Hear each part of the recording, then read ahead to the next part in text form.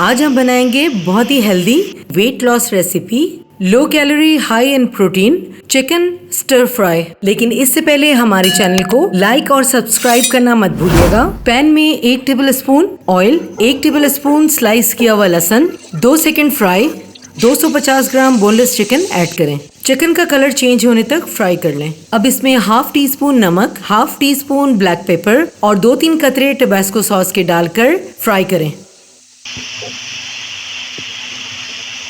एक छोटा लाल प्याज, थोड़ा सा शिमला मिर्च, कुछ टमाटर की स्लाइस, 2 हरी मिर्चें बीच से काटकर और थोड़ा सा हरा प्याज डालकर इसे टॉस कर लें। हैंडफुल हरी प्याज शामिल करें और गर्मा गर्म सर्व करें। और हमारा low calorie chicken stir fry बिल्कुल तैयार। चिकन के टेस्ट को बढ़ाने के लिए आधी नींबू का रस शामिल कर दें।